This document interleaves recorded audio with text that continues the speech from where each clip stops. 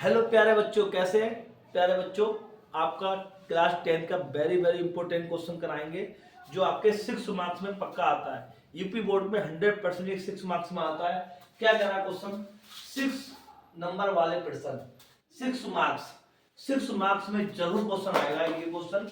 अब जो भी 6 मार्क्स में क्वेश्चन आएंगे इस चैप्टर के, मैं सारे क्वेश्चन कराऊंगा। चैप्टर का नाम है सम, एप्लीकेशन ऑफ ट्रिग्नोमेट्री और त्रिकोणमिति के अनुप्रयोग। 6 मार्क्स 6 नंबर वाले प्रश्न, वेरी वेरी इंपॉर्टेंट। हिंदी और इंग्लिश दोनों में, हिंदी और इंग्लिश दोनों में क्या कर रहा है।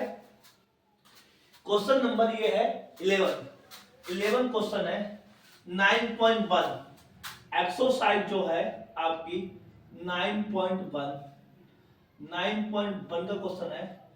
9.1 का क्वेश्चन क्या बच्चों? 9.1 का क्वेश्चन है। 9.1 का क्वेश्चन है 9.1 का क्वेश्चन है 11, वेरी वेरी इंपॉर्टेंट। कह रहा है जो नहर है, कैनाल नहर को कहते हैं कैनाल, हिंदी इंग्लिश दोनों में।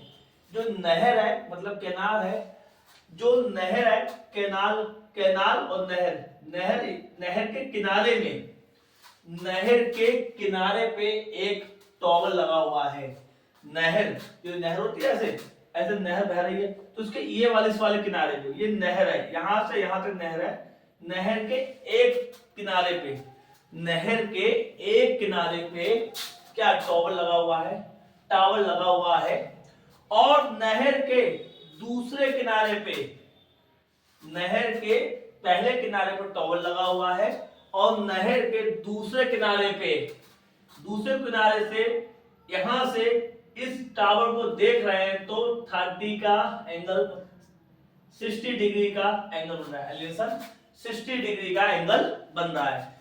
नीचे से ऊपर देखना एलिवेशन, तो आपका एंगल बन रहा है 60 डिग्री का। किसका? 60 डिग्री का। और ये पहला जो आपका टॉवर का पॉइंट है, किनारा है, पहला किनारे पे टॉवर लगा है और दूसरे किनारे पे यहां से बंदा देख रहा है तो 60 डिग्री का एंगल बन रहा है। और इस वाले पॉइंट से नहर के लास्ट वाले, मतलब ये पॉइंट और नहर का ये वाला, इस पॉइंट से यहां की दूरी, इस पॉइंट से थोड़ा चला है कितना? 20 मीटर। और यहां से नहर, पूरी नहर खत्म होने के बाद यहां से यहां तक नहर है और नहर के बाद ये बंदा चलता है यहां से यहां तक, तो 20 मीटर चलता है। कितना चलता है? 20 मीटर चलता है। 20 मीटर चलता है और 20 मीटर अब जो यहां से वो देखता है इस टावर को, यहां से वो इस टावर को देखता है तो कितने का? 30 डिग्री का एंगल बनाता है। तो आपको फाइंड करना है इस टावर की हाइट। तो मैंने लिखा है टावर की ऊंचाई कितनी होगी, हाइट ऑफ टावर। टावर की ऊंचाई कितनी होगी? तो हाइट ऑफ टावर। और इसकी नहर की, जो नहर है, नहर की लंबाई कितनी होगी? नहर की चौड़ाई,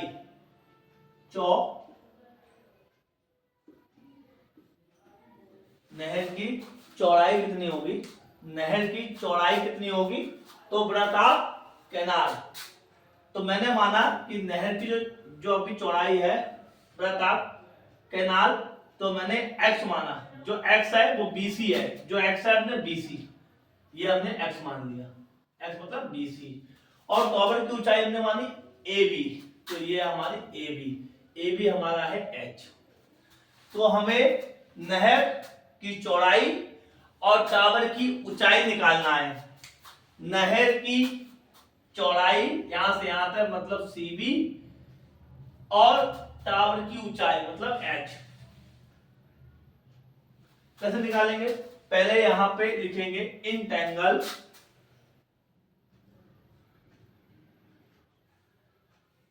ट्रायंगल ABC।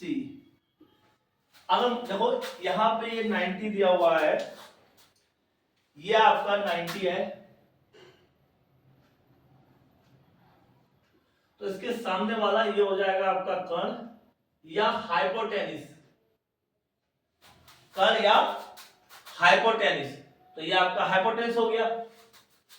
और ये यहां पे थीटा है, तो ये आपका लंब या परपेंडिकुलर, लंब या परपेंडिकुलर और बचा हुआ बेस या आधार।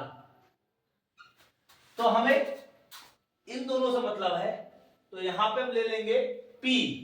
P आपका क्या होता है? परपेंडिकुलर और B हमारा बेस। तो हमारा आ गया P। P लो या B लो, यहां पे देख लेते हैं। पाकिस्तान भूखा प्यासा, हिंदुस्तान हरा भरा। तो पीबी होता है tan थीटा। जो पीबी होता है tan थीटा, ये होता है sin थीटा और ये होता है cos थीटा। तो पीबी हम लेंगे tan theta. PB tan theta ले ले या एल ए लंब अपान आधार भी tan थीटा होगा। ये आपका आ गया tan थीटा। थीटा की वैल्यू कितनी है? 60 डिग्री। पी हमारा क्या है? ये पी हमने माना ए बी और ये हमारा है बी सी। जो ए बी है वो हमने एच लिया, जो बी सी है वो एक्स। ये है एच हाइट और ये आपका है B C X. Sine theta की वैल्यू प्यारा बच्चों, जो आपकी साइन थीटा की वैल्यू क्या होती है? ये दूसरा पेज आ गया आपका। साइन थीटा की वैल्यू क्या होती है? साइन थीटा की वैल्यू अगर मैं कहूं तो साइन थीटा की साइन 60 की वैल्यू होती है √3/2 और cos 60 की 1/2। तो 2 से 2 काट दिया √3। तो tan 60 की वैल्यू होती है √3 = h/x। यहां से मैं x की गुणा यहां करेंगे तो हमारा x आ जाएगा √x = h। तो h की वैल्यू आ गई x √3। ये इक्वेशन 1 मान लो, इक्वेशन ए मान लो। तो h आ गया हमारा। इक्वेशन मानो या मत मानो, इससे कोई दिक्कत नहीं, ठीक है। तो ये इक्वेशन हमारी 1 हो गई। क्या हो गई? 1। ठीक है। अब ये पूरा एंगल लेंगे यहां से यहां तक। अब यहां से यहां तक पूरा एंगल लेंगे।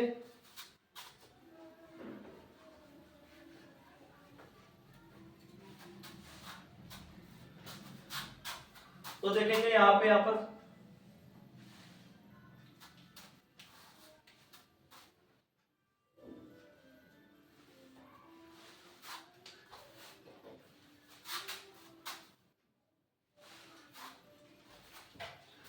अब देखेंगे इंटेंगल A B D, A B और आपका डी, ए बी और आपका डी। तो यहां पे क्या लेंगे? यहां पे सेम बिल्कुल बिल्कुल ये आपका हो जाएगा आपका बेस और ये आपका परपेंडिकुलर। तो ये आपका परपेंडिकुलर, ये आपका बेस होता है tan थीटा। और थीटा की वैल्यू कितनी है? 30 डिग्री। जो P है वो आपका है BD। भाई जो P है आपका वो आपका क्या है? AB। और जो आपका बेस है वो क्या है? BD। अगर AB है, AB को लिखेंगे आपका H और इसकी वैल्यू होती है 1/√3। और BD होता है आपका CD और प्लस BC।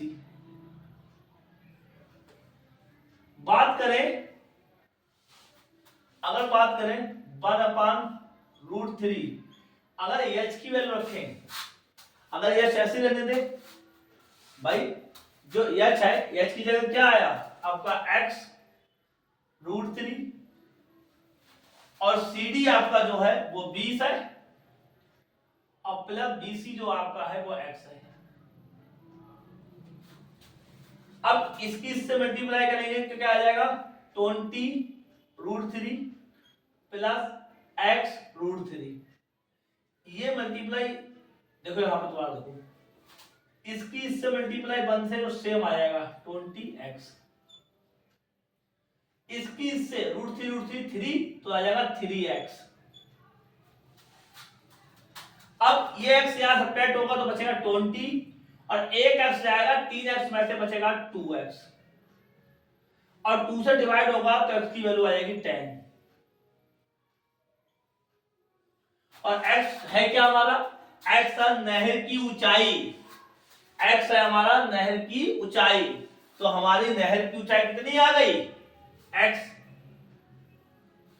अब ये हमने माना समीकरण 1 में इक्वेशन 1 समीकरण 1 तो h बराबर x इन रखे 10 तो 10√3 और 10√3 हमारा आ गया टावर की हाइट ये हमारी आ गई आपकी टावर की हाइट यही निकालना था तो ये क्वेश्चन 6 मार्क्स में आता है इसका डायग्राम बनाना बहुत जरूरी है और ऐसे अगला क्वेश्चन लगवाएंगे 6 मार्क्स के इस चैप्टर के जितने भी 6 मार्क्स के क्वेश्चन होंगे हम लगातार लगवाते रहेंगे थैंक यू